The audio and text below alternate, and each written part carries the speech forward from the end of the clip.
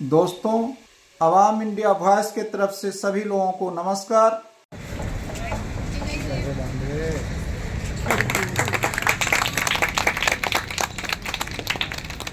संविधान जिंदाबाद जिंदाबाद जिंदाबाद भाकपा माला जिंदाबाद जिंदाबाद जिंदाबाद भाकपा माला जिंदाबाद जिंदाबाद जिंदाबाद भाकपा माला जिंदाबाद जिंदाबाद जिंदाबाद जिंदाबाद इनकलाब जिंदाबाद जिंदाबाद जिंदाबाद इनकलाब जिंदाबाद जिंदाबाद जिंदाबाद पूर्वी दिल्ली जिंदाबाद जिंदाबाद जिंदाबाद दीपला जिंदाबाद जिंदाबाद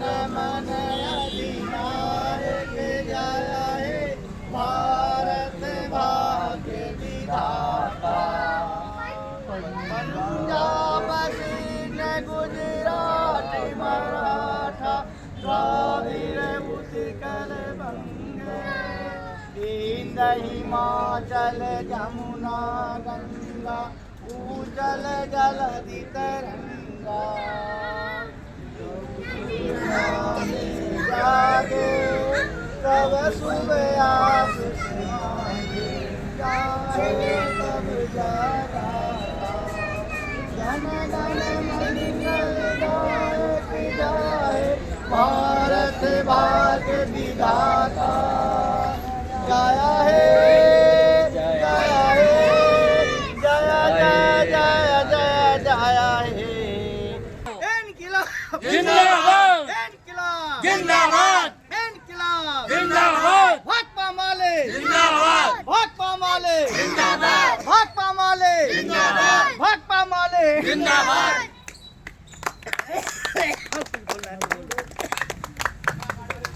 मजदूर एकता जिंदाबाद मजदूर एकता जिंदाबाद मजदूर एकता जिंदाबाद मजदूर एकता जिंदाबाद भाकपा माले जिंदाबाद भाकपा माले इनकलाब इनकलाब इनकलाब को पूर्वी दिल्ली के सचिव कामेड़ चंद भूषण जी संबोधित करें। हाँ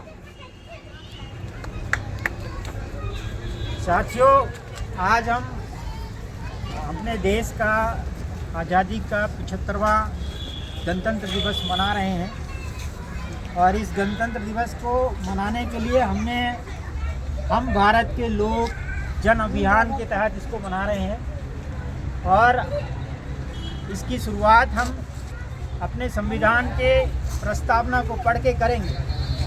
तो मैं कॉमरेड रामा विलास जी को आमंत्रित करता हूँ कि वो प्रस्तावना को पढ़ें और 75वें गणतंत्र पर यहाँ इस इलाके में गणतंत्र दिवस क्या है उसका प्रियम्बल चंद्रभूषण जी ने कहा कि हम उसको आपके सामने प्रस्तुत करते हैं। अखिल भारतीय हिंदी साहित्याकाश में प्रभात नक्षत्रों के मध्य जगती तल को मृदुमय किरणों से सिंचित करने वाली सुधाकर की भांत ते दीप्यमान नक्षत्र भारतीय संविधान पर प्रकाश डालना, सूर्य को दीपक दिखाना है। अब आपके सामने जो भारतीय संविधान का प्रियम्बल है यानी प्रस्तावना है, हम आपके सामने प्रस्तुत करते हैं। भारत का संविधान उद्देशिका। हम भारत के लोग भारत को एक संपूर्ण प्रभुत्व संपन्न समाजवादी पंथ निरपेक्ष लोकतांत्रिक गणराज्य बनाने के लिए तथा उसके समस्त नागरिकों को सामाजिक, आर्थिक, राजनीतिक न्याय, विचार, अभिव्यक्ति, विश्वास, धर्म और उपासना की स्वतंत्रता, प्रतिष्ठा और अवसर की समता प्राप्त करने के लिए तथा उन सब में व्यक्ति की गरिमा और राष्ट्र की एकता और अखंडता सुनिश्चित करने वाली बंधुता बढ़ाने के लिए दृढ़ संकल्प होकर के अपनी इस संविधान सभा में आज तारीख 26 नवंबर 1949 को संवत 2006 विक्रमी को एतद द्वारा इस संविधान को अंगीकृत, अधिनियमित और आत्मसमर्पित करते हैं। हम अपने गणतंत्र के 75वें वर्ष में प्रवेश कर रहे हैं। नया साल शुरू हो गया है। और 2024 के निर्णायक चुनाव से हम बस कुछ ही हफ्ते दूर हैं। 10 साल पहले नरेंद्र मोदी अच्छे दिनों के वायदे के साथ सत्ता में आए थे। तब वायदा किया था काला धन वापस आएगा और हर साल 2 करोड़ नए रोजगार सृजित होंगे। 2022 तक किसानों की आय दुगनी और प्रत्येक परिवार को पक्का घर देने की गारंटी के वायदे के साथ, और उन्हें जनता ने 2019 में फिर से एक मौका और दिया। आज जनता से किया गया वायदा एक भद्दा मजाक साबित हो चुका है। ऐसे में 2024 के चुनाव से पहले भाजपा और आरएसएस अयोध्या में राम मंदिर को अपनी सबसे बड़ी उपलब्धि बताकर एक बार फिर राम के नाम पर वोट मांगने आपके सामने फिर आ रहे हैं। रामायण तो सदा से ही पीढ़ी दर पीढ़ी भारतीयों के दिलों में बसी हुई है।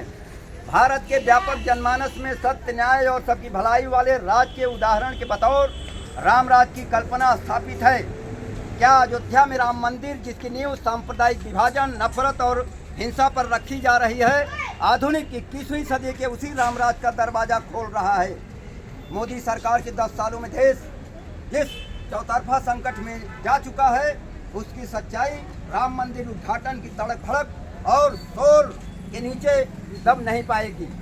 दुनिया के सर्वाधिक आबादी वाले हमारे देश के संविधान में देश के लिए एक आधुनिक धर्मनिरपेक्ष लोकतंत्र का वायदा है। आज इस वायदे का रोज माखौल बन रहा है। सर्वोच्च न्यायालय ने अपने 2019 के फैसले में 6 दिसंबर 1992 को हुई बाबरी मस्जिद विध्वंस को संविधान का घोर उल्लंघन बताया था, और फिर भी सर्वोच्च अदालत ने उस भूमि का मालिकाना अधिकार राम मंदिर ट्रस्ट को उस उम्मीद के साथ अवार्ड किया था ताकि धार्मिक स्थलों के सभी विवादों पर सदा के लिए विराम लगे और शांति व सौहार्द के दौर की एक नई शुरुआत हो।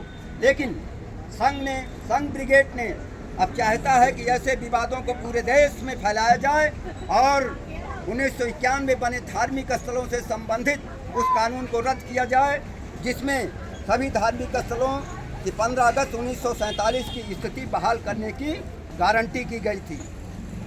फिर सर्वोच्च न्यायालय ने ऐसा तो बिल्कुल नहीं कहा था कि अयोध्या राम मंदिर के काम को मोदी सरकार अपना प्रमुख एजेंडा बना ले। जनता के लिए जो सबसे जरूरी है, जन परिवहन, उद्योग और शिक्षा, स्वास्थ्य जैसी आवश्यक जन सेवाएं, जिसका मोदी सरकार थोक में अथवा टुकड़ों में निजीकरण करती जा रही है, और धार्मिक आस्था व भावनाओं जैसी नागरिक की नितांत निजी बातों को सरकार अपने हिसाब से चलाना चाहती है। एक चुनी हुई सरकार के प्रधानमंत्री एक धर्म गुरु की तरह व्यवहार करते हुए खुद को वैसे पेश कर रहे हैं मानो उन्हें दैवी शक्तियों से चुना और वह जनता के संसद के प्रति बिल्कुल भी जवाबदेह नहीं हैं। उस समय आधुनिक गणतंत्र के विचार का संपूर्ण निषेध है, जिसे आज़ाद भारत में 26 जनवरी 1950 को अपने लिए चुना था। विश्वविद्यालय से लेकर के रेलवे स्टेशनों तक सभी जगह सरकारी खर्चे पर मोदी सेल्फी पॉइंट बनाए गए।